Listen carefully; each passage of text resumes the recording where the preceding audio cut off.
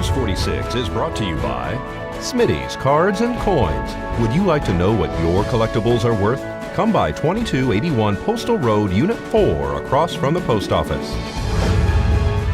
News is also brought to you by J.K. Nelson Law. Call 727-9900 today for your free consultation. If you need a lawyer, you need Nelson.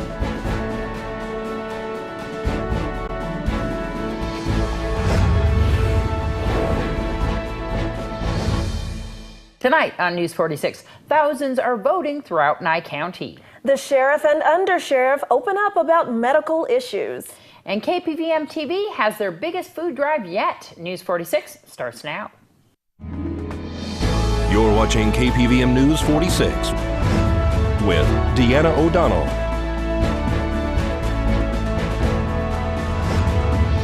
and Eunette Gentry.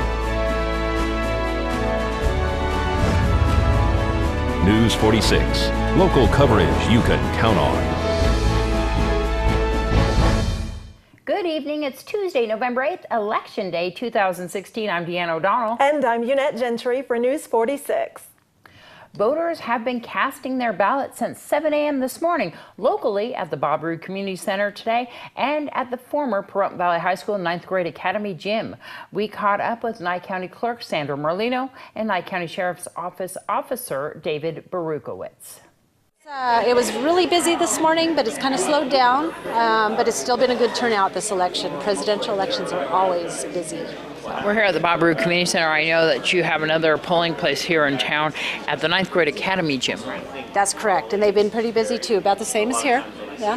And of course up in Tonopah, Amargosa, Bay. Yep, and Round Mountain. Everywhere. Yeah. So tell me about what you've been seeing. A lot of people coming in. I know we had an early voting turnout that was just unprecedented, wasn't it? It was huge, but then our voter registration has increased too, so I guess it might be comparable to our voter registration. But yes, the last highest was about 8,000, and that was quite a few years ago in a presidential election, so we did have a really good turnout. How many do you think we had total for early voting? It was around 11,850, give or take a vote or two. So you're here till 7 o'clock? Yes. So you guys close the doors right at that time? We do. Anybody who's in line at that time, we have to allow to vote, but if there's nobody in line, we shut the doors, close the polls, and that's it. This has been kind of contentious. Has you had any issues going on at the polling places? No, and actually during early voting we had a couple people with their campaign shirts, and most everybody was pretty good about switching those around or covering them up. But here at these polling places today, we haven't had any issues. Got a lot of volunteers? We actually employ about 70 election workers throughout the county. So. I know that you have some deputies that are kind of hanging out a little bit. Yeah. Is that something that you guys request? I always put a letter out to the sheriff asking for a presence at the polling places, not necessarily to come in and stay for any reason, but just to come by, drive by, make sure there are no issues. And then when will we be seeing results tonight? Well, I'm keeping my fingers crossed. It's going to be about 9:30 or 10. And Everything's been good. The clerk's office always reaches out and asks for extra patrol during the election, and our guys have been assigned and been coming through, and everything we hear, everything's going good. Obviously it's busy here at the community center and also at the other polling place, but everything's normal and under control. Are you anticipating things continue even after the results come in? Traditionally, the clerk's office is out of here very quickly to go take everything back for count, so we normally assist with security up until that point, and then once that's over with, it's usually pretty much dead here. People should be behaving themselves? They should, and they are, and we're always appreciative of that. And so you guys are just kind of hanging out a little bit here in the 9th grade Academy, right? Yeah, we're just stopping in. We have a deputy assigned who's kind of rotating between the polling places, and then those of us that are out and about kind of are just stopping in and making sure that everything's okay before the election closes.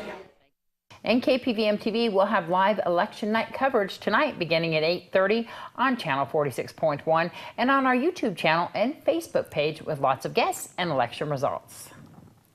Under Sheriff Brent Moody and Sheriff Sharon Wehrly have decided to go on record today with the details of the undersheriff's injury that has caused him to consider an exemption in the running portion of the post-certification physical training exercise to be an officer. He was unable to pass the exam and is not an officer at this time. He says they are going forward using the Americans with Disabilities Act in hope that he can get a waiver in the running portion of the test after he tore his muscle in his leg that caused a nerve to now be embedded in the muscle.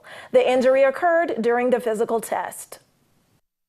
Sheriff Sharon Wehrly and Undersheriff Brent Moody had an impromptu press conference this afternoon inside the sheriff's office. Sheriff Sharon Wehrly spoke about the undersheriff's post-certification and how he didn't pass the exam. You wouldn't expect somebody at an executive level to have to do the same thing that some 21-year-old that just trying to start a job is doing. Undersheriff Moody said that he blew his knee out, meaning that he actually tore the hamstring during the training exercise. You know, I'm 66 years old, and taking a test like this is not easy. Our muscle structures aren't designed at 66 to be taking the same test a 21-year-old takes. So it was a personal challenge to me, and I'm not used to failing. So. Undersheriff Moody spoke about how he still carries a sidearm, but he does not wear a badge. Sheriff Wehrly spoke about the rights of a citizen to make an arrest and how Undersheriff Moody actually is a supervisor on many scenes.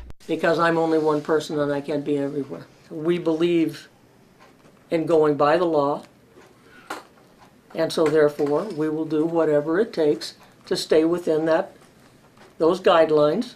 The undersheriff and sheriff are going to have a meeting in 3 months to see if Moody can actually get an exemption. Waiver. I wasn't requesting the whole chapter to be waived. Just the run portion. And I wasn't asking for the entire physical fitness thing to be waived, and I wasn't asking for the academy to be waived.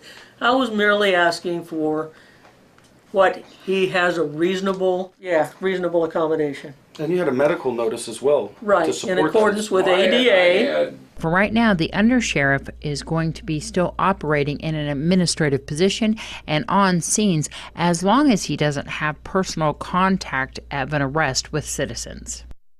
Right after this break, we'll have your court report.